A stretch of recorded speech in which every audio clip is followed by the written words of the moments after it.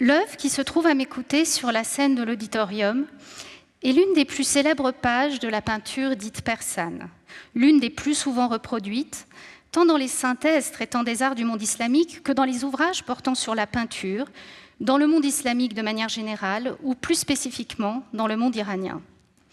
Vous la voyez ici retenue à gauche comme couverture pour la réédition d'un ouvrage en langue anglaise devenu un classique. Sa célébrité, elle la doit bien entendu à ses qualités propres, à sa grande finesse d'exécution, au chatoiement de ses couleurs, à la grâce de ses personnages, à l'ambiance féerique et mystérieuse qui s'en dégage.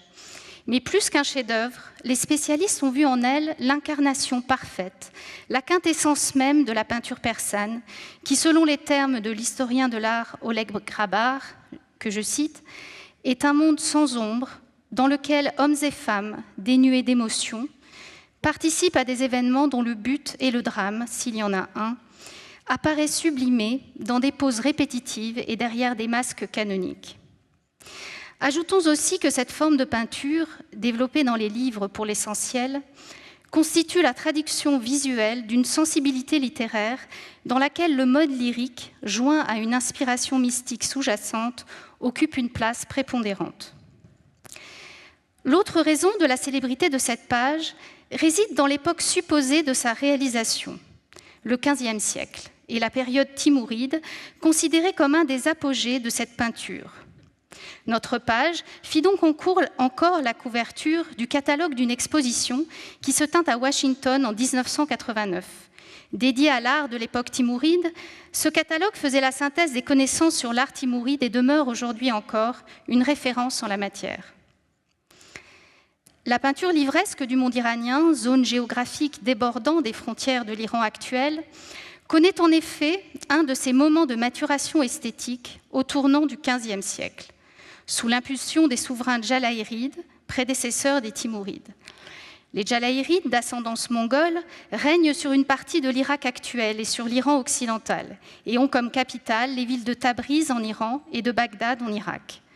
Après eux, les souverains et princes de la dynastie timouride, autrement dit les successeurs du féroce conquérant turco-mongol Tamerlan, porteront cette peinture à un degré de perfection et de raffinement remarquable durant le XVe siècle. Voici une carte qui vous montre l'étendue de l'empire de Tamerlan vers 1400 et qui englobait alors une partie de l'Irak d'aujourd'hui, l'Iran, une partie de l'Ouzbékistan, du Turkménistan et de l'Afghanistan. Vous y repérez les villes de Tabriz en Iran, de Bagdad en Irak et Hérat en Afghanistan. La page, telle qu'elle nous apparaît aujourd'hui, détachée de son manuscrit d'origine, fut acquise en 1887 par l'Union centrale des arts décoratifs auprès d'un secrétaire de l'ambassade de France à Istanbul, un certain Alexei Jarozinski. Né en Ukraine, dans une famille de la noblesse polonaise, licencié en droit et naturalisé français en 1877, il maîtrisait plusieurs langues européennes ainsi que le turc et fit naturellement carrière dans la diplomatie. Il resta en poste à Istanbul plusieurs années jusqu'en 1887 et c'est très probablement dans cette ville qu'il acquit l'œuvre en même temps qu'une reliure ottomane du XVIIe ou du XVIIIe siècle qu'il vendit aussi à l'Union centrale des arts décoratifs. Dès son acquisition par l'Union centrale des arts décoratifs, la page capta l'attention des amateurs, orientalistes et historiens de l'art, qui la firent découvrir à un public plus large.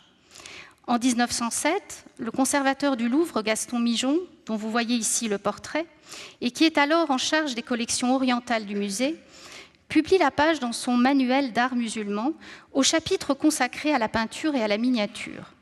La reproduction en noir et blanc de l'œuvre est accompagnée de la légende suivante, « Miniature persane à influence chinoise ».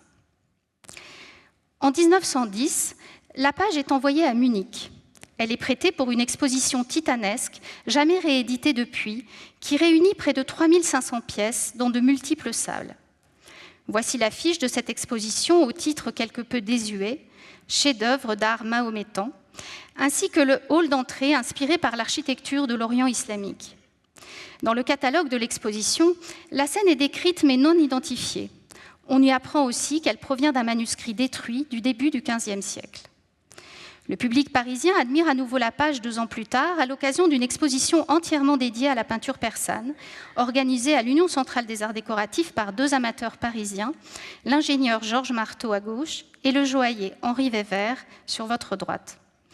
Dans le catalogue, publié l'année suivante, en 1913, la scène est décrite comme l'arrivée de Humai à la cour de l'empereur de Chine. L'identification est fournie par Frédéric Robert Martin, historien de l'art, archéologue, orientaliste et diplomate d'origine suédoise.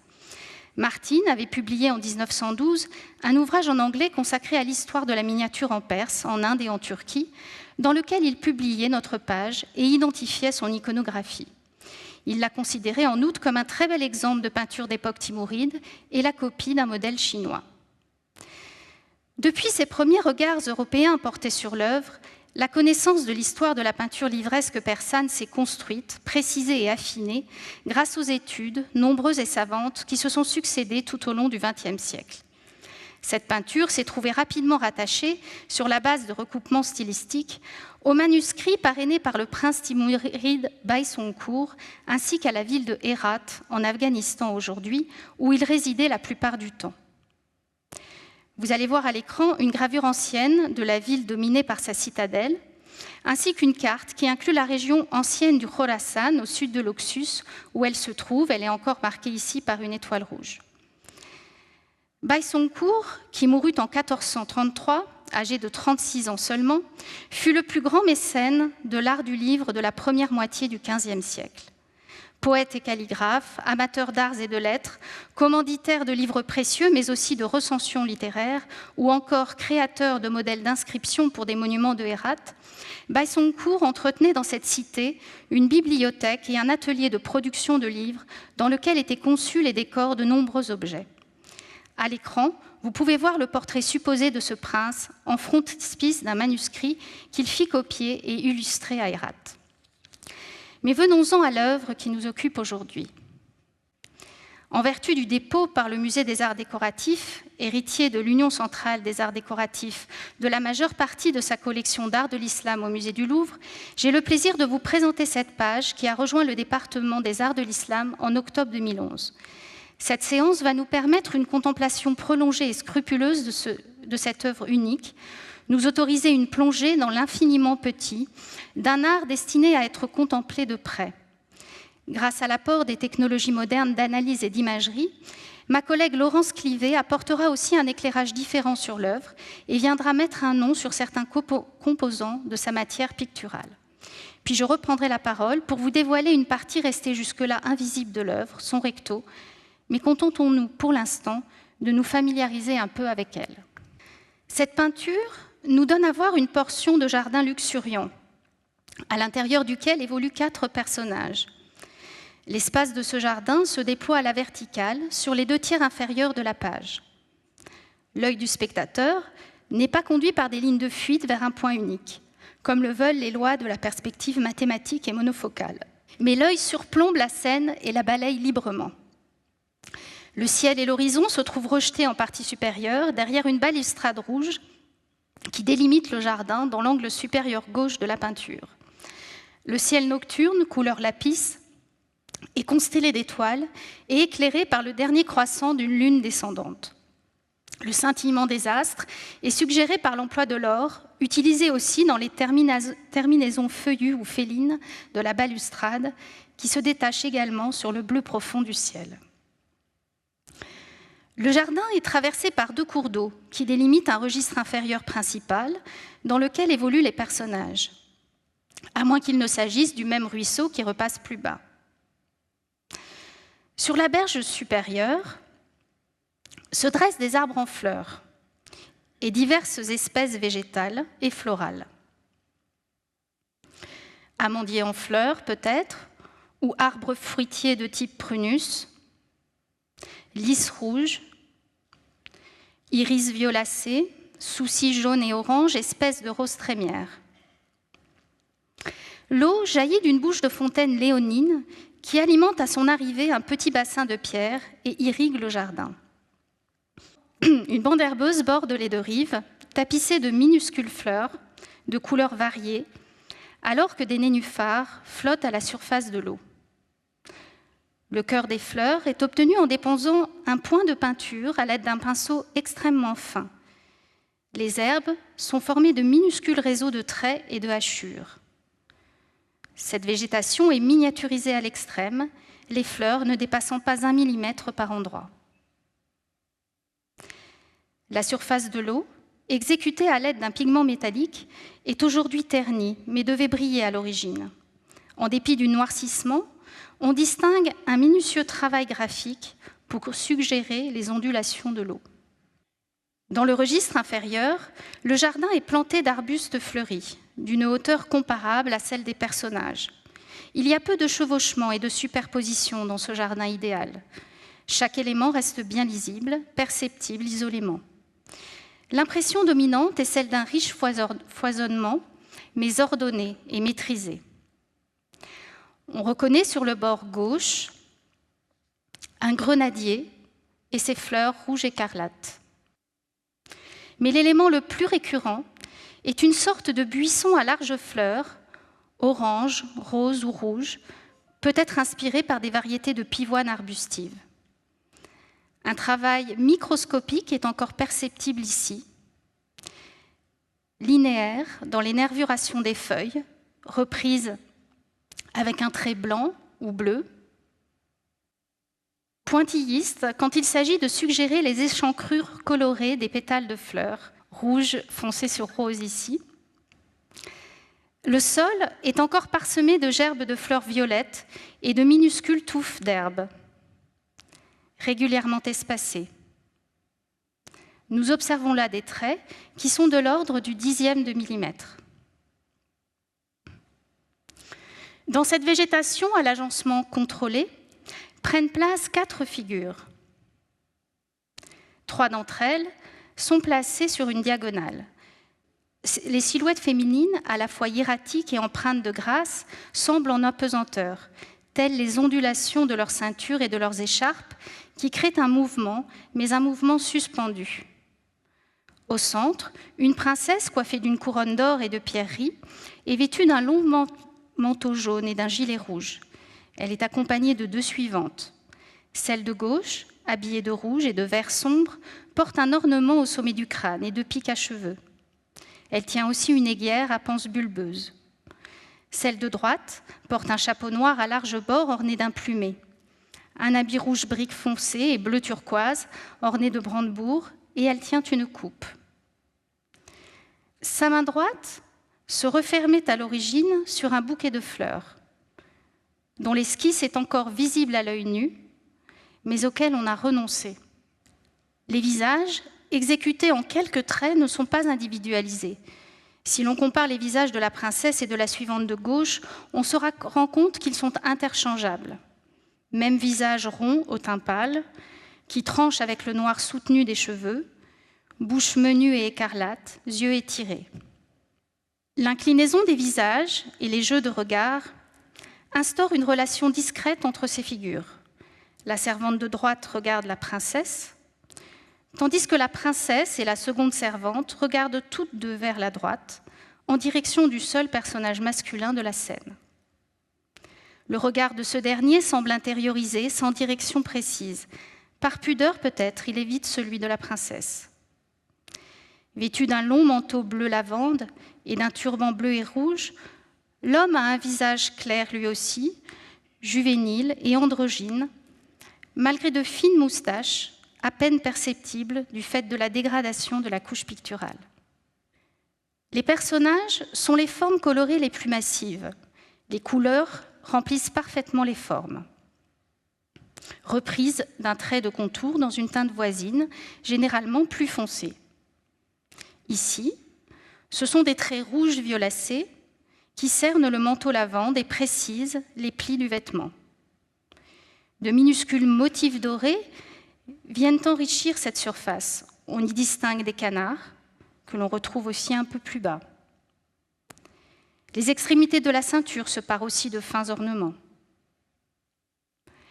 Des motifs répétitifs tapissent encore le vêtement de la servante qui se trouve à gauche du prince. De fins ornements tapissent jusqu'aux ondulations des ceintures et des écharpes. Les types des visages, comme les éléments qui composent le cadre naturel de cette scène, se retrouvent dans d'autres pages de manuscrits réalisés dans la première moitié du XVe siècle et s'inscrivent dans une même grammaire formelle propre à cette période. Les végétaux y sont standardisés et stylisés. Les figures masculines princières arborent de fines moustaches.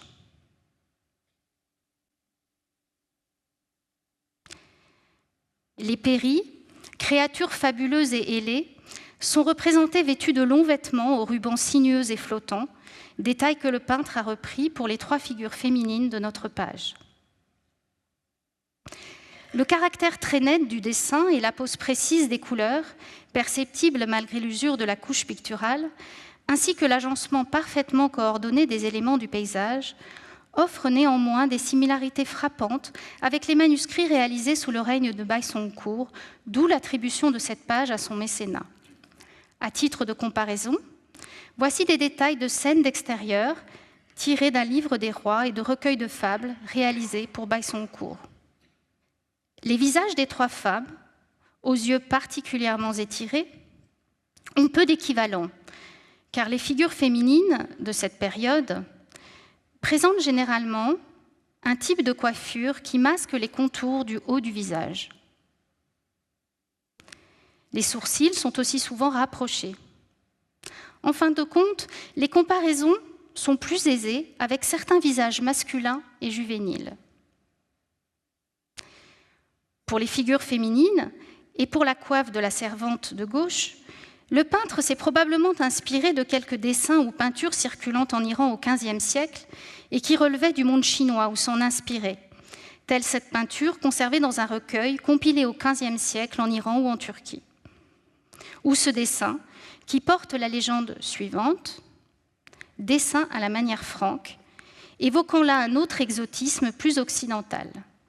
Chinois ou non, les visages des jeunes femmes et la coiffure de la servante portent en elles un exotisme discret, en lien avec le sujet de la scène, puisque, comme nous le verrons bientôt, elle n'est pas sans rapport avec la lointaine Chine. Maintenant que nous avons observé l'œuvre dans le détail, et pour aller plus loin encore, voyons de quoi est composée sa matière picturale, avec quels pigments travaille le peintre. Pour cela, je vais passer la parole à ma collègue Laurence Clivet, du Centre de recherche et de restauration des musées de France, avec laquelle j'ai collaboré ces derniers mois et que je remercie d'avoir participé à cette œuvre en scène.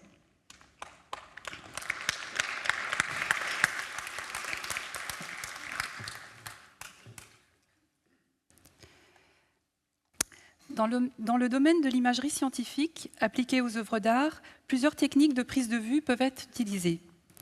Pour cette peinture de Humayun et Humayun, j'ai photographié la page sous différents rayonnements, dans le spectre visible, dans l'ultraviolet et dans le proche infrarouge. Nous allons maintenant les regarder ensemble à l'aide d'un dispositif mis en place par Ruven Pillet, informaticien au C2RMF. La peinture est d'abord photographiée dans le spectre visible avec un éclairage indirect composé de lampes flash avec des parapluies placés à 45 degrés de part et d'autre de l'œuvre pour une répartition homogène de la lumière et pour permettre un enregistrement fidèle de la page en très haute résolution. L'image que vous voyez à présent est une image en lumière rasante. L'œuvre est éclairée par un faisceau lumineux très dirigé, formant un angle de 15 degrés avec sa surface. Cet examen informe sur l'état de conservation de la surface de l'œuvre, car les moindres détails sont accentués. Cette image nous apporte énormément d'informations sur les altérations de la couche picturale, telles que les craquelures et les lacunes, et sur les altérations du papier, les déchirures, les plis et les enfoncements. Nous allons observer tout cela de plus près. Voyez à cet endroit les déchirures juxtaposées aux lacunes. On remarque plus distinctement qu'à l'œil nu des éléments hétérogènes à la page, comme ici. Il peut s'agir de restaurations faites pour combler des lacunes ou d'accidents, peut-être des morceaux de papier collés qui se seraient malencontreusement collés. Nous parlerons plus tard de la couche picturale, mais vous voyez dès à présent que certaines couleurs sont imprégnées dans les fibres du papier, alors que d'autres ont un relief très prononcé, ou alors forment un impressionnant réseau de craquelures. Il s'agit en fait de deux types de couleurs bien distincts, sur lesquels nous allons bientôt revenir, les pigments d'origine organique et les pigments minéraux. Les premiers pénètrent dans le papier, les seconds restent en surface. La coiffe et le costume du prince apparaissent par exemple en relief, mais pas sa chevelure. À sa droite, dans le buisson fleuri, les fleurs et certaines feuilles sont saillantes, mais d'autres ne le sont pas. À sa gauche, vous observez ce même contraste dans les végétaux, où seules les fleurs forment une épaisseur. Je voudrais ici citer Sadeki, un peintre et poète persan né en 1533, auteur du seul traité de peinture persane préservé jusqu'à nos jours, et qui détaille les techniques employées à son époque. Il dit à propos des couleurs à la colle, terme qu'il utilise pour nommer les pigments. Je cite, « Si tu fais un liant dans les proportions, il faut que la colle soit dans les normes. Si ta couleur n'a pas assez de liant, elle se décollera en séchant. Si au contraire il y en avait trop, elle craquellerait. Il faut expérimenter dans ces proportions. » Cette citation nous montre bien la difficulté de mélanger le liant au pigment, chacun ayant, de par sa constitution chimique, une réaction différente lors du mélange. Je précise que nous n'avons fait aucun prélèvement sur cette œuvre pour ne pas la fragiliser davantage, et de ce fait, nous n'avons pas pu analyser les pigments utilisés, les liants utilisés. Cependant, les gommes sont souvent citées dans les textes anciens, et plus particulièrement la gomme arabique, qui serait le liant par excellence, aussi bien pour les encres que pour les peintures. Il est aussi souvent question de colle animale, notamment la colle de poisson, mais parfois les colles végétales sont aussi utilisées. La photographie suivante a été réalisée sous lampe ultraviolet. Il s'agit d'UV long dont le rayonnement électromagnétique se situe entre 350 et 380 nanomètres et elle met en évidence les restaurations effectuées sur l'œuvre. Celles-ci deviennent très sombres lorsqu'elles sont faites sur la couche picturale ou au contraire fluorescent sous ultraviolet lorsque les restaurations nécessitent d'utiliser de la colle et du papier pour consolider les déchirures. Ici, une zone particulièrement fluorescente et visible. Elle correspond à une restauration moderne avec utilisation de colle. Cette quatrième image a été photographiée dans le proche infrarouge, dont la longueur d'onde est comprise entre 780 et 900 nanomètres. Sous ce type de rayonnement, le travail graphique apparaît plus lisiblement qu'à l'œil nu, voire se révèle. Les traits de contour noirs à base de carbone apparaissent plus nettement. Certains traits préparatoires, ceux-là, et généralement masqués par la mise en couleur, deviennent visibles. On peut mieux observer que dans le spectre visible, par exemple, le travail d'esquisse et de dessin des traits du visage de la servante, ici, et de sa main. De même, les contours de la couronne de la princesse ressortent davantage, car ils sont à base de carbone. On peut aussi remarquer un repentir sous-jacent à la couche picturale au niveau de l'épaule de la princesse. Sur le costume de la servante, à sa droite, au niveau de son bras droit, on observe peut-être des repentirs ou des hésitations au niveau de l'esquisse de la robe. Ces deux pointes, seulement visibles dans l'infrarouge, sont difficiles à interpréter. Y a-t-il eu un changement ici? Enfin, je vous montre une dernière image, composite, car réalisée à partir de l'image en proche infrarouge et de l'image dans le spectre visible. Elle nous permet de faire un premier diagnostic sur les couleurs de la peinture. Ce type d'image, appelé infrarouge fausse couleur, transforme la colorimétrie de la peinture. Les couleurs ne traduisent plus une réalité visible, mais une caractéristique chimique. Un bleu qui devient rose en infrarouge fausse couleur peut être un lapis, mais aussi un bleu de cobalt. De même, un rouge qui devient jaune orangé en infrarouge fausse couleur peut être du cinabre, mais également un ocre rouge. Il faut donc être très prudent dans l'interprétation de l'infrarouge fausse couleur. À ce stade, néanmoins, nous ne pouvons qu'émettre des hypothèses qu'il faut vérifier au moyen d'analyses physico-chimiques complémentaires. Dans le cas de cette peinture, 2 techniques ont été employées, la spectrométrie de fluorescence de rayons X et la spectroscopie Raman. La spectrométrie de fluorescence de rayons X est une technique d'analyse qualitative, non invasive, qui permet de déterminer la composition élémentaire de la matière. Les atomes sont excités via un rayon X. En revenant à leur état initial, ils émettent des photons caractéristiques, collectés par un détecteur. Ce détecteur est placé sur un point particulier où se déplace pour balayer une zone définie. Les résultats obtenus indiquent la présence des éléments dans un volume défini d'1 mm3. Cet examen a été réalisé par Éric Laval, ingénieur au C2RMF. 2 zones ont été choisies dans le haut de la page pour lesquelles ont été obtenues des cartographies de chacun des éléments détectés à l'intérieur de ces 2 zones, délimitées sur l'image par un cadre blanc. Vous voyez ici 2 exemples de cartographie des éléments plomb et calcium détectés respectivement dans chacune de ces zones. La deuxième technique utilisée est la spectroscopie Raman, une autre méthode non invasive d'analyse et de caractérisation de la structure moléculaire des matières colorantes qui exploite le phénomène physique selon lequel un milieu modifie légèrement la fréquence de la lumière y circulant. La spectroscopie Raman consiste à envoyer une lumière monochromatique sur l'échantillon et à analyser la lumière diffusée. Elle a été réalisée par Yvan Coquino, ingénieur de recherche au C2RMF. On n'obtient pas ici une image, mais un spectre dont les pics sont caractéristiques d'un pigment ou d'un colorant. Ici, par exemple, on voit le spectre de l'indigo, avec ses pics caractéristiques correspondant à ceux que nous avons trouvés. La confrontation de l'imagerie infrarouge fausse couleur, des cartographies de la spectrométrie de fluorescence de rayons X et les pics de la spectroscopie Raman nous ont permis d'obtenir certains résultats que nous allons observer maintenant. Les pigments identifiés par nos analyses sont mentionnés dans les sources persanes anciennes qui traitent de l'obtention des différentes couleurs. Ces sources, parmi lesquelles le traité de Sadeki, ont été étudiées par Yves Porter, professeur à l'université d'Aix-en-Provence, et réunies dans son ouvrage « Peinture et art du livre ». Nos résultats rejoignent aussi globalement d'autres analyses faites à l'époque moderne. Il faut noter que les pigments sont rarement utilisés seuls, mais plutôt en mélange, pour créer une nouvelle couleur ou donner une tonalité différente, plus claire ou plus sombre, plus vive ou plus terne. Rappelons aussi que ces pigments sont de 2 natures, minérale ou organique. Commençons par le bleu du ciel, que nous avons clairement identifié avec le Raman. Il s'agit de la lazurite, un minéral constituant du lapis lazuli et dont on extrait le pigment outre-mer. Il était facilement disponible à Hérat au XVe siècle, grâce aux mines qui se trouvent plus au nord, dans la région du Badakhshan. Le lapis lazuli est également présent dans tous les fonds bleus des cartouches, qui apparaissent rouge rosé en infrarouge fausse couleur.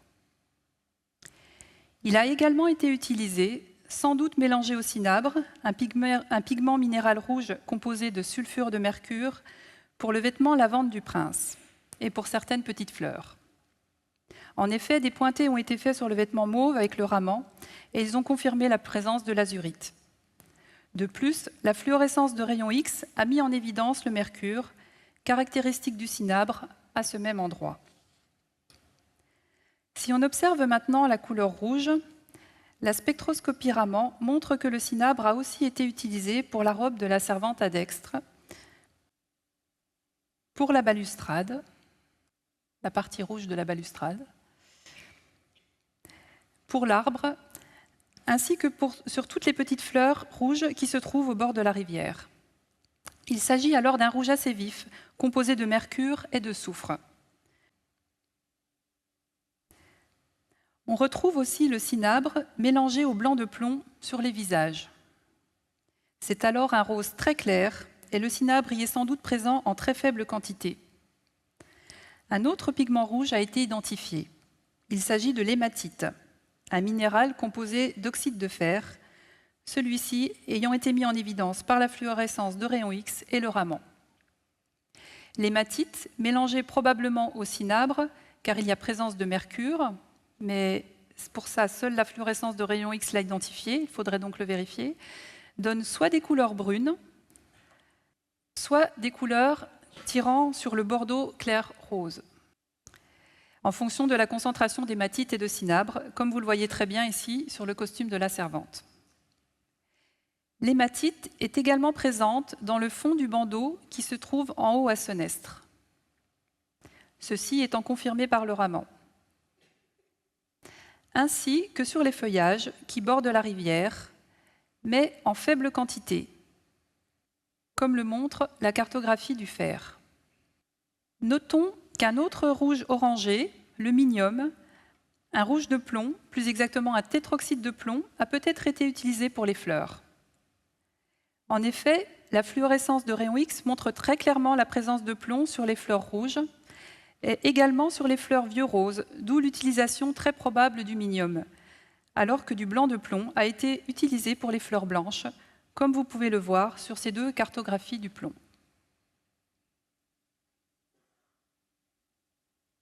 Passons maintenant à la couleur jaune, utilisée pour la robe de la princesse. Celle-ci a été peinte avec du pararéalgar, un sulfure d'arsenic que nous avons clairement identifié avec la spectroscopie Raman. Le pararéalgar, de couleur jaune-orangé, se nomme ainsi car il procède bien souvent d'une altération du réalgar, rouge au départ, mais dont la couleur s'altère à la lumière. Mais il existe aussi sous forme native, le réalgar et le pararéalgar provenant toujours des mêmes gisements. On retrouve aussi ce pararéalgar dans le cœur de certaines fleurs et dans les pétales d'autres fleurs, ainsi que sur le fond des panneaux de la balustrade, mis en évidence par la fluorescence de rayon X. Dans les sources anciennes, le pararéalgar est très peu cité, contrairement à l'or piment, également un sulfure d'arsenic, qui est presque toujours évoqué lorsqu'il s'agit de jaune contenant de l'arsenic. Cela tient sans doute au fait que la structure moléculaire du pararéalgar et celle de l'or piment, ainsi que leur aspect, sont très similaires.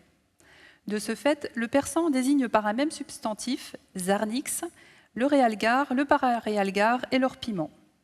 Toujours est-il que pour cette page de manuscrit, l'identification du pararéalgar par le Raman ne fait aucun doute. Voici ce que nous pouvons dire pour les rouges et les jaunes. Qu'en est-il des différents verts que l'on peut observer ? Une sorte de bleu-vert foncé est présent sur la chemise du dessous de la servante à dextre. Elle était également utilisée abondamment pour les feuillages et les herbes. Nous pouvons affirmer qu'il est composé d'indigo, matière tintoriale extraite de l'indigotier, bien connue dans l'industrie textile, et que nous avons clairement identifié avec le Raman. Mais la fluorescence de rayon X a aussi mis en évidence la présence d'arsenic. Nous faisons l'hypothèse qu'il pourrait s'agir de pararéalgar, minerai que nous avons identifié sur la robe de la princesse, et que ce vert sombre serait donc un mélange d'indigo et de pararéalgar. On observe par ailleurs 3 autres verts. Un vert jade que l'on trouve sur le parapet. C'est un vert au cuivre qui devient bleu en infrarouge fausse couleur, mais dont le signal obtenu avec la spectroscopie Raman n'a pas pu être identifié. Nous avons également détecté du cuivre dans les feuillages avec la fluorescence de rayon X. Il pourrait s'agir de vert de gris, celui-ci étant souvent cité dans des sources anciennes. Voilà, vous voyez ici les cartographies du cuivre qui apparaissent en blanc. Pour finir, on distingue un vert proche du bleu turquoise, présent dans le haut du costume de la servante à Senestre, ainsi que sur une partie du foulard de la princesse et sur les petites fleurs au bord de la rivière. Ce vert pourrait potentiellement être de l'azurite, un carbonate de cuivre, car il devient violet en infrarouge fausse couleur. Mais comme pour tous les autres verts, ceci reste une hypothèse à vérifier, car nous avons eu des difficultés pour identifier les verts au cuivre. Aux côtés des pigments minéraux et organiques, il faut noter l'utilisation de métaux précieux. L'or est présent à de nombreux endroits, sur les couronnes et les objets que portent la princesse et les servantes, ainsi que sur les ornementations de la balustrade. De même, les écritures sur les cartouches sont presque toutes faites à l'or. D'ailleurs, cette cartographie réalisée avec la fluorescence de rayon X nous le montre très clairement. Par contre, nous n'avons pas pu déterminer la technique employée pour l'application de l'or. Mais la littérature évoque souvent des feuilles d'or réduites en solution et appliquées au pinceau. On constate également que ces surfaces dorées peuvent être poinçonnées, ce qui crée une animation de surface selon l'orientation de la lumière. Yves Porter, dans son ouvrage « Peinture et art du livre », donne 2 techniques pour obtenir une solution d'or, dont celle-ci, qui consiste à mélanger une dizaine de feuilles d'or à de la colle noire liquéfiée que l'on malaxe du bout de 2 doigts jusqu'à ce que tout soit mélangé. On verse alors beaucoup d'eau claire, puis on laisse reposer jusqu'à ce que l'or se dépose au fond et on jette l'eau superflue. Sadeki mentionne une technique un peu différente dans l'élaboration de la solution, mais elle se fait également à partir de feuilles d'or et s'applique aussi au pinceau. Aux côtés de l'or, nous pensions trouver de l'argent dans la rivière à la Spéternie, mais la fluorescence de rayons X a mis en évidence de l'étain. L'argent est seulement présent sous forme d'éléments traces associés à l'oxyde d'étain. La spectroscopie Raman n'a donné aucun résultat, bien que des paillettes couleur argentée de l'ordre du micron soient visibles sous microscope. S'agit-il là de paillettes d'étain? Nous ne le savons pas. Charlotte Maury vous parlait au début de cette présentation du travail graphique pour suggérer les ondulations à la surface de l'eau. En regardant ces zones à la loupe binoculaire, on s'aperçoit du travail fastidieux que cela a dû représenter. On observe 2 couleurs de traits, l'un noir, l'autre bleuté, peut-être du carbone et de l'indigo. Ces traits font environ 1/10 de millimètre et étaient forcément exécutés, comme d'autres détails, à l'aide d'une loupe. L'indigo est utilisé ailleurs du reste pour des traits de contour, comme vous le voyez ici sur des photographies prises sous microscope Pyrox. On est en train d'observer un travail d'une très grande minutie, avec des variations subtiles et d'une qualité exceptionnelle. Malgré sa petite taille, cette œuvre regorge de détails minutieux qui se révèlent grâce aux images en réalité augmentée. Les images et les différentes analyses réalisées au C2RMF nous auront donc permis d'observer cette peinture dans ses moindres détails et d'identifier avec certitude certains pigments et colorants. Malgré tout, de nombreuses hypothèses restent à vérifier, notamment lorsqu'il s'agit de mélange de couleurs. Je redonne la parole à Charlotte Maury qui va vous expliciter la scène.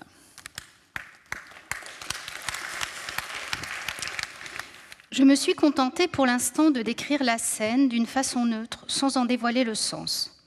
Poursuivons maintenant avec son iconographie. Seules quelques lignes d'écriture, placées en 2 colonnes contiguës, à droite vers le haut de la page, donnent les clés pour comprendre la scène. Ces lignes sont tracées dans une écriture appelée nastalique, qui se développe en Iran au cours du XIVe siècle pour devenir ensuite l'écriture privilégiée des textes poétiques en langue persane. Cette écriture fluide se caractérise par une base flottante et des diagonales accentuées, ce qui lui procure un rythme cadencé et aérien. Son aspect évoluera sensiblement avec le temps, gagnant en épaisseur et en fermeté. Les quelques lignes visibles ici sont plutôt à rattacher à l'école du calligraphe Mir Ali de Tabriz, auquel on attribue traditionnellement l'invention du nastalique. Ses disciples et émules perpétueront son style jusque dans les premières décennies du XVe siècle. Que contiennent ces lignes? Il s'agit de 3 vers, chacun composé de 2 hémistiches à rime interne. Sur la première ligne se lit de la droite vers la gauche un vers et ses 2 hémistiches, chacun dans une colonne. Sur la seconde ligne, un 2e vers sur le même principe, tandis que les 2 hémistiches du 3e vers sont placés l'un au-dessus de l'autre. Ces vers, dont j'ai tenté tant bien que mal de restituer la rime interne, disent « Ta taille est fine comme un cheveu, et moins qu'un cheveu même. Dans cette boucle, je me courbe de chagrin, telle une boucle moi-même. Tel l'esclave hindou de ta mèche, je prends flamme. Dans le brasier du soleil de ton visage, je m'enflamme.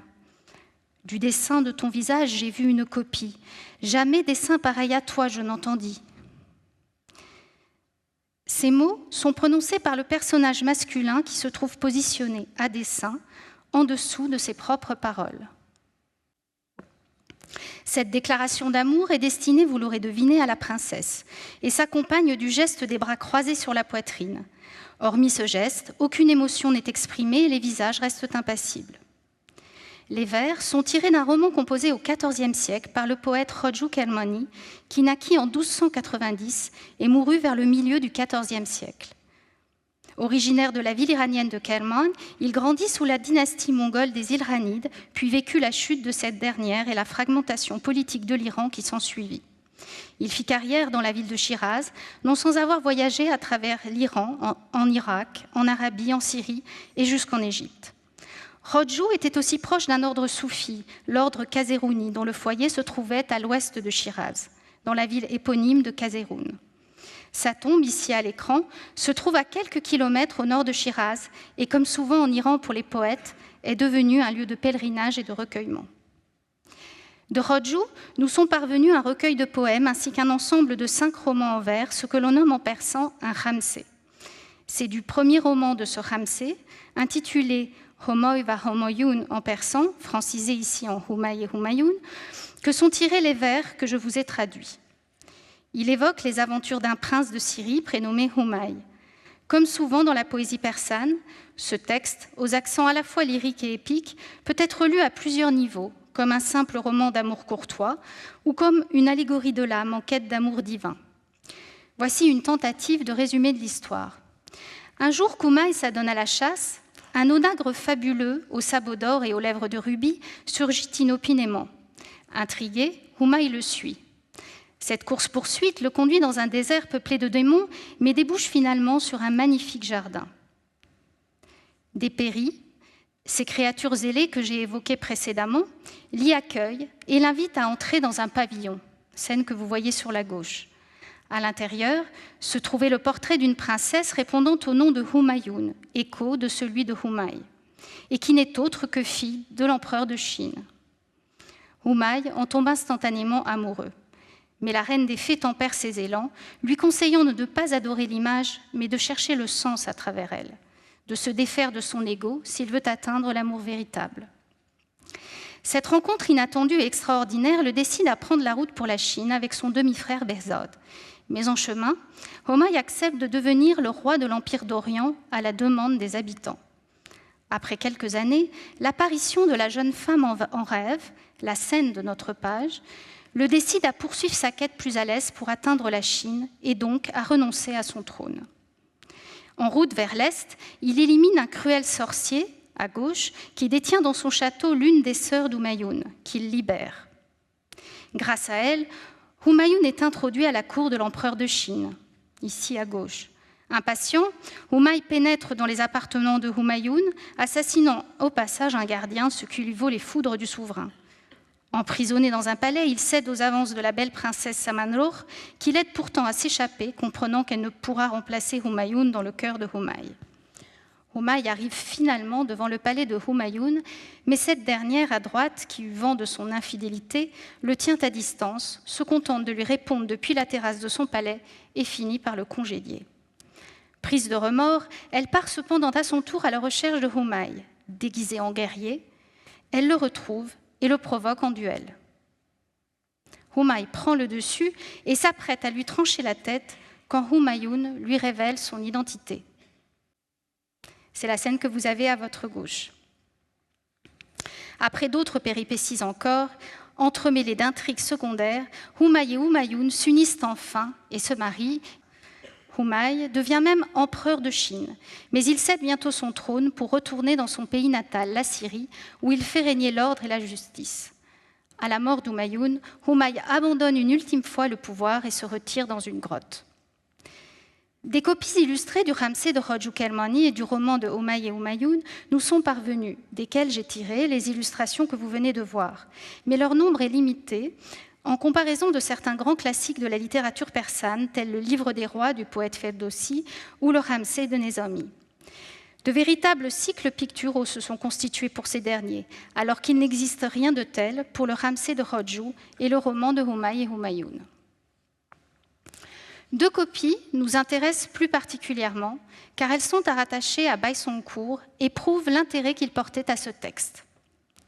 La première, à gauche et au milieu, est contenue dans un volume copié à Shiraz en 1420, qui renferme tous les livres du Khamsé de Rodjou ainsi qu'un second texte d'un autre auteur, placé de biais dans les marges. Conservé au Musée d'art islamique de Berlin, ce manuscrit possède des illustrations assez simples. Un second manuscrit, à droite, conservé à Vienne, à la Bibliothèque nationale d'Autriche, contient le seul roman de Humayun et Humayun. Il a été achevé à Hérat en 1427-28. Ces peintures sont plus raffinées, plus grandes aussi, et de la qualité des manuscrits produits dans le scriptorium de Baïsoncourt. Dans aucune des deux copies, l'épisode que nous allons maintenant détailler n'est cependant illustré. Il ne l'est pas non plus dans les autres copies illustrées du texte, d'époques diverses, portées à notre connaissance. Notre page semble donc en être l'unique illustration. La scène se rapporte à un chapitre du début du roman. Ayant fait route vers la Chine, Humayun est depuis plusieurs années le roi de l'Empire d'Orient. Un soir, il s'assoupit et a une vision, celle d'Humayun qui lui apparaît telle une fée, une périe, dans un jardin paradisiaque. Humayun prend la parole et dévoile ses sentiments à la jeune femme, mais celle-ci lui répond avec dédain et reproche en minimisant son amour, qui n'est pas assez sincère selon elle et qui n'est pas compatible avec l'exercice du pouvoir. À la suite de cette vision, Humayun délaissera son trône et poursuivra sa quête vers la Chine. La vision de Humayun et le dialogue imaginaire entre Humayun et Humayun constituent un chapitre entier du roman, soit plus de 80 vers. Ce sont les vers de ce chapitre que vous avez pu entendre en arrivant dans l'auditorium, récités par Amir Morani. Vous les entendrez à nouveau en repartant à la fin de cette conférence. Mais revenons à la peinture. Le peintre a choisi, à moins que cela ne fût une demande du commanditaire, de représenter le moment de la vision d'Humayun et de la conversation rêvée entre Humayun et Humayun. Voyons ce que le peintre a retenu des vers de ce chapitre et de la description de cette vision par le poète, la manière dont il les a traduits picturalement. Le poème précise qu'Humayun eut cette vision une fois la nuit tombée, et le chapitre s'ouvre sur l'opposition entre la vision de la bien-aimée qui éclaire l'amant et l'obscurité dans laquelle reste plongé le reste du monde. Je cite, « Quel bonheur de voir se lever le visage de l'ami dans son sommeil, lorsque nul autre ne peut dans la nuit voir le soleil. De conduire en songe la nuit vers le jour, quel bonheur, accompagné de la rose et de la jacinthe, illuminatrice des cœurs. » Si la peinture persane du XVe siècle ne connaît pas de nocturne et suggère le plus souvent la nuit au moyen d'un ciel couleur bleu lapis, il est à noter que sur notre page, le peintre a choisi de laisser les personnages et le jardin se détacher sur un fond clair. Ce choix donne à la page une luminosité diffuse et intérieure qui sied à l'idée d'une illumination visionnaire, celle de la révélation de la face de l'être aimé qui fait de l'amoureux un voyant dans la nuit.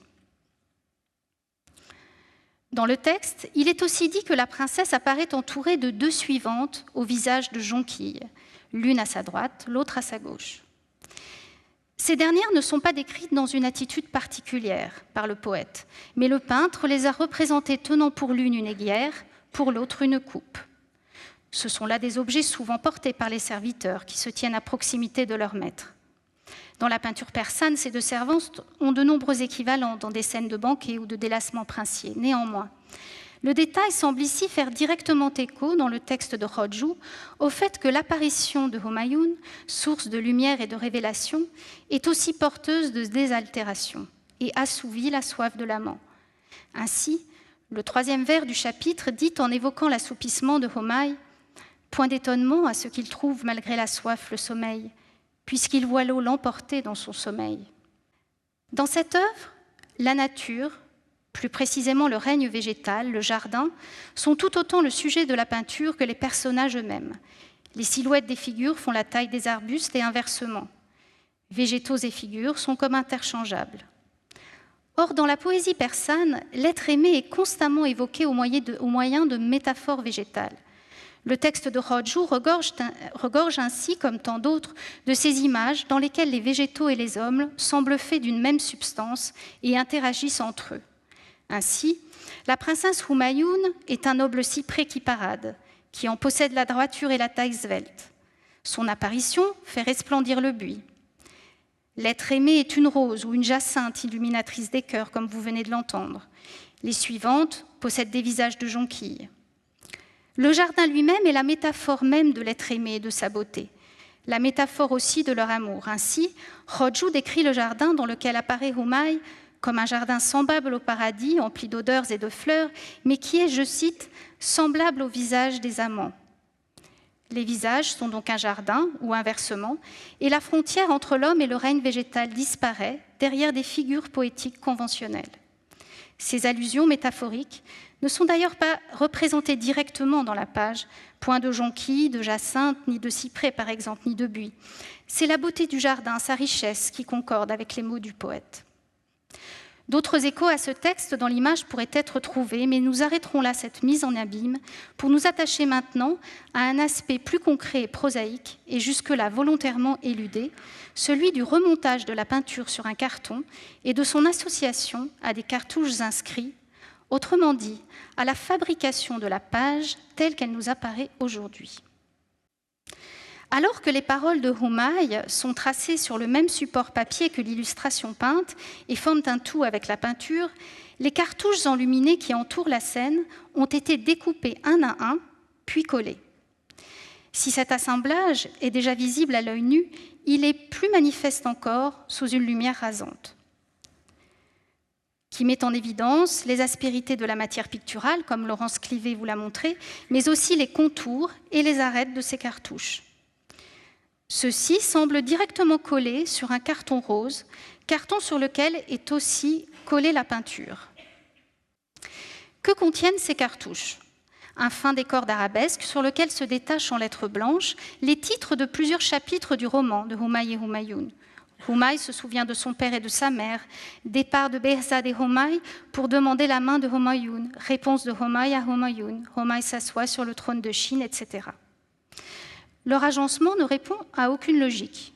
Ils ne se suivent pas et semblent avoir été pris au hasard.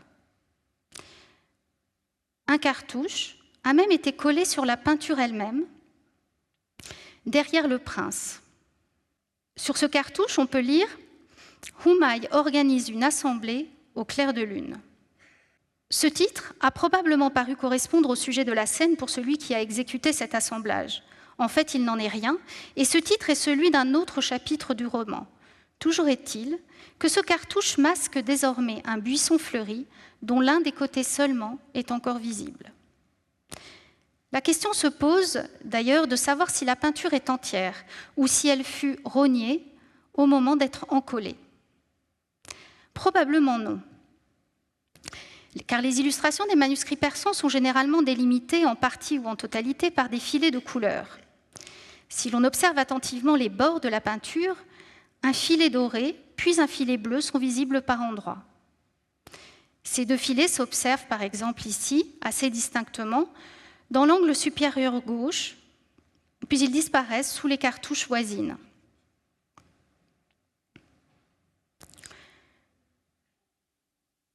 Le filet bleu est bien visible aussi au-dessus des verres et doit longer la balustrade rouge comme le montre le changement de direction. Le long du côté droit, le filet doré apparaît distinctement, tandis que le filet bleu ne s'observe qu'au niveau de la figure de Humayr. Vous revoyez le filet ici, au niveau des épaules. Le long du bord inférieur, en revanche, nous avons perdu toute trace de ces filets. La présence intermittente de ces filets permet ainsi de reconstituer les limites probables de l'illustration, qui avait donc une forme irrégulière, en escalier dans l'un des angles, et intégrait quelques vers du poème.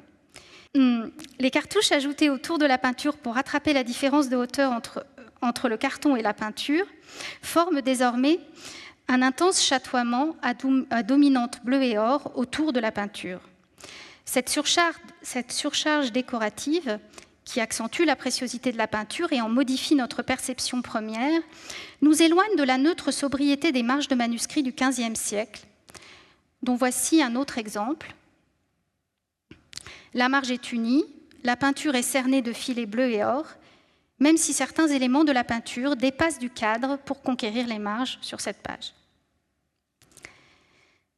À l'intérieur des cartouches, un même type d'écriture, appelé sulus, se caractérise par un ductus très souple et des ligatures entre les lettres.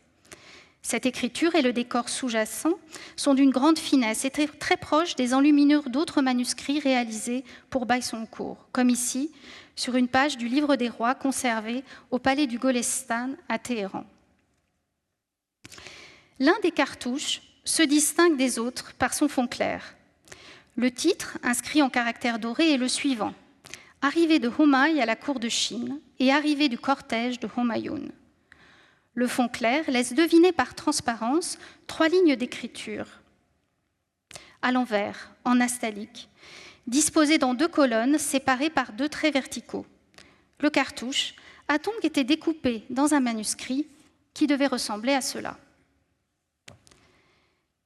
Les cartouches à fond bleu sont trop opaques pour que l'on puisse deviner du texte au revers.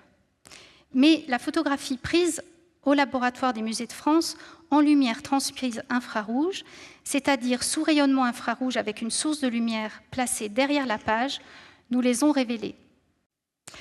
Le cartouche en bas à droite sur la peinture se trouve tout en haut à gauche sur l'écran, par exemple.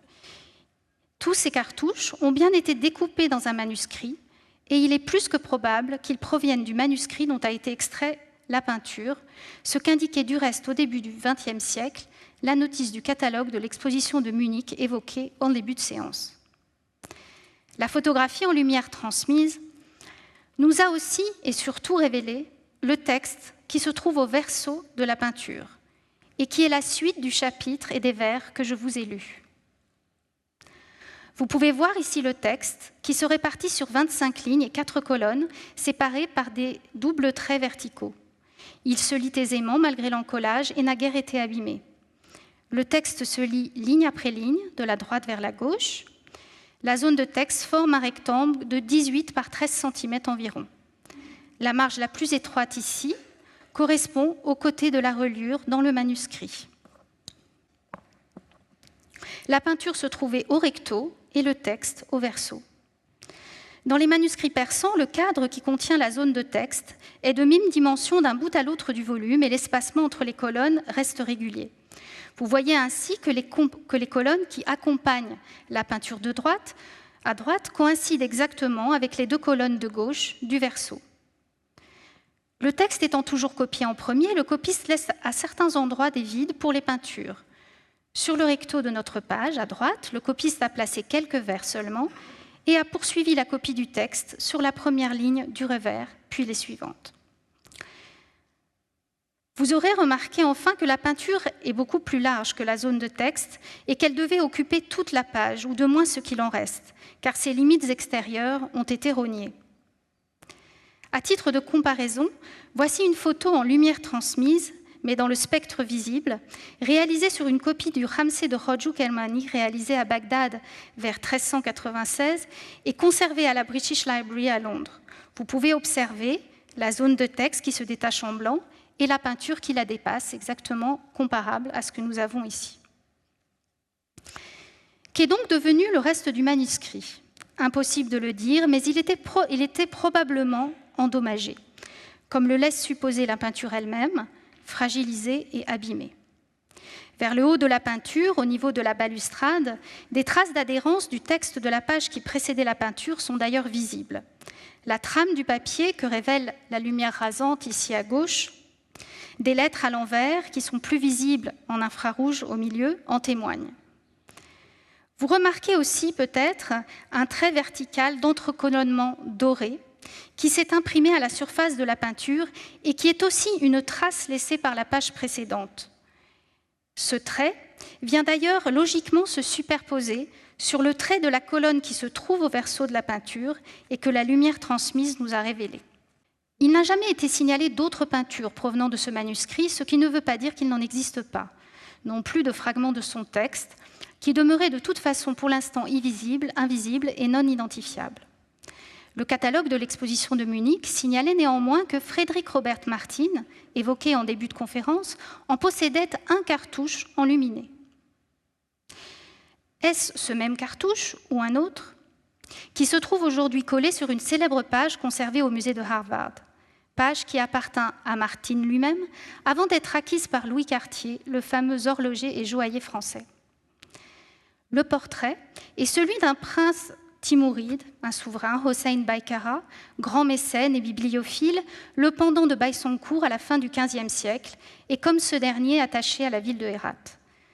Comme la peinture de Humayun Humayoun, ce portrait est aussi une construction, un assemblage réalisé à la fin du XIXe siècle ou au tout début du XXe siècle. Le dessin aurait été prélevé dans un album conservé dans la bibliothèque des sultans ottomans à Istanbul, que vous voyez sur la droite, et comme l'a démontré l'historien de l'art David Roxburgh. L'album, dont il provient, compilé en Iran au milieu du XVIe siècle par le peintre Dost Mohammad pour un prince de la dynastie safavide d'Iran, Bahram Mirza, est toujours conservé dans la bibliothèque du palais de Topkapi à Istanbul. Le portrait, lui, ne s'y trouve plus, mais est désormais associé à cette marge décorée d'arabesques et à une bande de papier marbré en partie inférieure, sur lequel est collé un cartouche avec ce titre « Réponse de l'empereur de Chine à Homai », ce qui n'a aucun rapport avec le portrait. Ce cartouche est-il un ajout de Martine ou est-ce le fait de celui ou de celle qui a imaginé ce remontage et qui possédait, comme Martine, des reliefs du manuscrit de Humayun et Humayoun? Les deux remontages, celui du portrait et celui de notre page, ont-ils été effectués tous deux à Istanbul? Pour rappel, la page des arts décoratifs avait été acquise auprès d'un ancien secrétaire de l'ambassade de France en poste à Istanbul, Alexei Jarozinski. L'enquête s'arrête ici pour aujourd'hui et ne pourra plus vraiment avancer sans l'identification, un jour peut-être, d'autres pages ou fragments isolés du manuscrit dont le format nous est désormais connu. Des hypothèses peuvent néanmoins être formulées à ce stade, avec lesquelles je conclurai. À supposer que ce manuscrit ait bien été produit pour Baïsoncourt, ce que tend à prouver le style de la peinture et de ses cartouches, il ne s'agissait pas de la seule version de ce texte possédée par le prince. Nous avons vu qu'il en possédait au moins deux, l'une intégrée à une compilation, l'autre faisant l'objet d'un volume unique. La première datée de 1420 est plus ancienne, la seconde fut achevée en 1428. Leurs dimensions sont à peu près semblables, mais les peintures du volume de Vienne sont plus ambitieuses et occupent bien souvent tout l'espace de la page, comme ici. Baïsoncourt désira-t-il un troisième exemplaire de ce texte, et pourquoi? Nous savons que Baïsoncourt fit réaliser des manuscrits à peinture qui s'inspiraient de copies d'époque djalaïride, époque, je vous l'annonçais en introduction, qui vit l'éclosion du style pictoral développé à l'époque timouride. Nous connaissons de nombreux exemples de reprises de modèles djalaïrides dans les manuscrits produits dans l'atelier de Baïsoncourt, parfois même des remplois de peinture d'époque djalaïride. Voici un exemple parmi d'autres. Vous avez un modèle djalaïride sur votre gauche et à droite la version de cette même scène dans le livre des rois réalisé pour Baïsoncourt. Baïsoncourt projetait-il de faire réaliser une copie du Ramsay de Khodjou, incluant cette fois-ci les 5 romans en vers du poète et en s'inspirant du volume copié et peint à Bagdad vers 1396 sous le règne du sultan djalaïride Oveys. Je vous ai montré à plusieurs reprises les peintures de ce manuscrit. Les similitudes de proportion entre celui-ci et d'autres pages sont troublantes. Dans les deux cas, le texte est réparti sur 25 lignes et la zone de texte mesure environ 18 cm sur 13. Simple coïncidence ou similitude entretenue et voulue. Si un tel projet avait alors été envisagé, avait-il été mené jusqu'à son terme? Je vous laisse sur ces interrogations et vous remercie pour votre attention et votre patience. دیدن شاهزاده همای، همایون را در خواب و روی نهادن به شهر چین. خوشا طلعت دوست دیدن به خواب، ولی کس نبیند به شب آفتاب. خوشا با خیال سر زلف یار، رسن بازی دل به شبهای تار. خوشا با گل و سنبل دلفروز، شب تیره در خواب بردن به روز. به شب چشم عاشق نبیند به خواب، مگر چشم معشوق شبگون نقاب. عجب نبود ار تشنه خوابش برد، که در خواب بیند که آبش برد. چو شد شیرگیر آهوش مست خواب، در آمد ز پا هوشش از دست خواب. چو گلزار جنت یکی باغ دید، همه باغ پر سنبل و شنبلید. یکی بوستان چو رخ دلستان، همه بوستان سر به سر گلستان. روان گشته در پای آزاده سرو، پری چهره‌ای چون خرامان تذرو. به جلوه در آورده شمشاد را، بلی راستی سرو آزاد را. قدش سرو و بر سرو سیمینش ماه، رخش ماه و شب را بر او تکیه گاه. مهش مشک پوش و شبش مشک سای، غمش جانگزای و لبش جانفزای. چو خرم بهشتی پر از رنگ و بوی، سمن بوی و گل روی و زنجیر موی. خرامنده در باغ سرو بلند، خم در خم افکنده مشکین کمند. روان گشته با نرگس می پرست، چو گل دسته‌ای دسته‌ای گل به دست.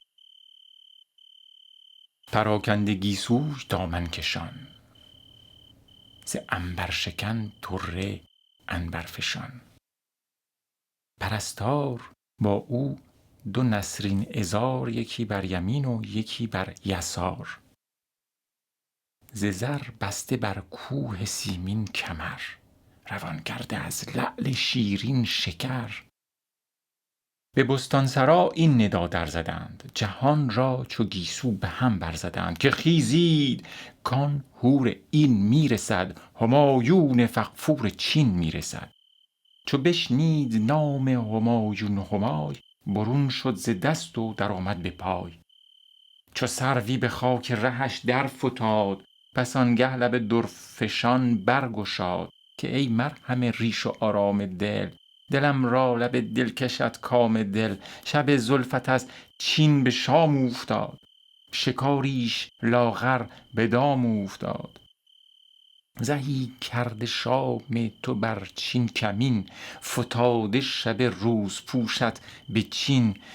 من از شام و در چین زلف تو قید، تو در چین و آورده از شام صید. میان تو یک موی و از موی کم، من از غم چو مویی و در موی خم. چو هندوی زلف تو بر آتشم، ز خورشید روی تو در آتشم. ز نقش رخت نسخه ای دیدم، چه نقشی که مثل تو نشنیده ام. من از نقش رویت در اندیشم، که صورت پرستی شود پیشم. تو در چین و نقش تو هم در خیال، چه نقشی که مثل تو باشد محال. تو در دلبری و من از دل بری، بگو تا کی از بیدلان دل بری. دلم مدتی شد که در دست توست، گرفتار آن زلف چون شست توست. نشان تو می جویم از هرچه هست، حدیث تو می پرسم از هر که هست. ز آهوی چشم تو صید تو شد، چو آهو گرفتار قید تو شد. چه نقشی تو ای لعبت آزری، که نقشی ندیدم بدین دلبری. دلم را چو زلفت قراری مباد، مرا جز غمت غمگساری مباد. زهی قامتت سرو آزاد دل، چو دادم تو را دل بده داد دل. بر این ره گر از مات باری رسد، از این ره گذارت غباری رسد. مخور غم که این درد و غم بگذرد، چنین مگذر از ما که هم بگذرد. به فریاد ما رس که فریاد ما بگیرد ز چرخ برین داد ما. غم کار ما خور که غمخواره ایم، بکن چاره ما که بیچاره ایم.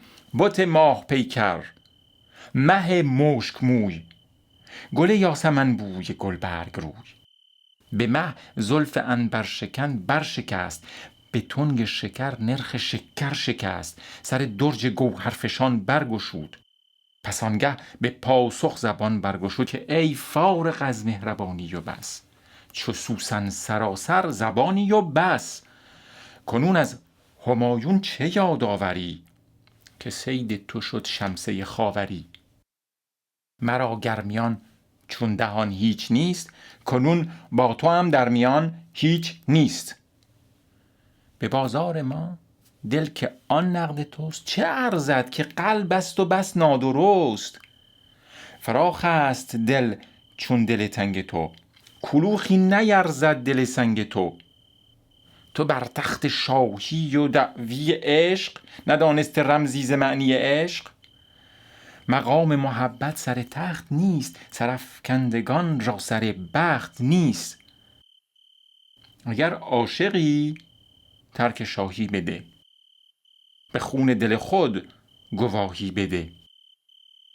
دل دردمندت که دیوانه است، به مستی و جانبازی افسانه است. در آن زلف مشکین چه کارش بود، کجا طاقت زخم مارش بود. که گفتد ره عاشقی پیشگیر، برو سر بنه یا سر خویش گیر. چه پیچی در این زلف پر پیچ و تاب، چه بینی در این نرگس نیم خواب. چو در خوابی ار حور اینی مرا، یقینم که در خواب بینی مرا. گر از چشمه چشمتاب آمدی، کیت در چنین ورطه خواب آمدی. تو در آتش و آبت آید ز چشم، زهی چشم اگر خوابت آید به چشم.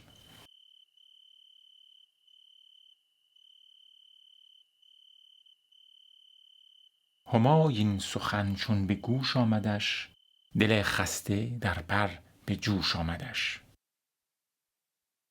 برون آمد از قصر گوهرنگار، غریوان و گریان چو ابر بهار. به کهکوب سرکش برافکند زین، روان شد سوی مرز توران زمین. بری گشته از ملک و فرماندهی، ملول از سر تخت شاهنشهی. نه کس همرهش جز غم عشق یار، نه کس همدمش جز دل بیقرار. عنان داده برق زمین کوب را، قرین گشته درد دل آشوب را. بدین گونه می راند با درد و غم، پس آنگه به سرحد چین زد علم. تو نیز ای دل تنگ از این تنگنای، برون شو که از اینسان فراخ است جای. چو افتاده آهوی سر در کمند، در این شهر تا کی شوی شهربند. برو ترک این محنت آباد گیر، لب دجله و راه بغداد گیر. چو ایوب در بند کرمان مباش، چو یعقوب در بیت احزان مباش. ز هر گوشه درمان دردی طلب، ز هر چشمه‌ای آب خوردی طلب. ولی صبر کن تا خلاصت دهند، جفا کش که تشریف خاصت دهند. به کرمان دلت گر ز غم جان دهد، صبوری خلاصت ز کرمان دهد. ز میدان این توسن تندخوی، به چوگان همت توان برد گوی. تو همت بر آن دار کآزاده وار، برون آیی از چنبر روزگار. این 7 فغفور باجت دهند، خواقین گردون خراجت دهند. ولی سلطنت در گدایی طلب. نوای دل از بینوایی طلب.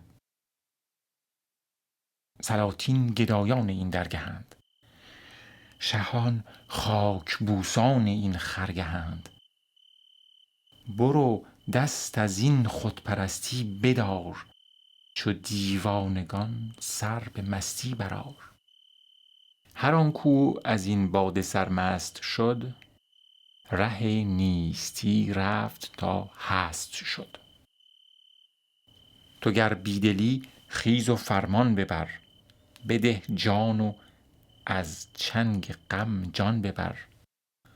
مراد دل از نامرادی برآر، ز دریای غم در شادی برآر. کسانی که در نیستی خو کنند، ز هستی تبرا چو خواجو کنند.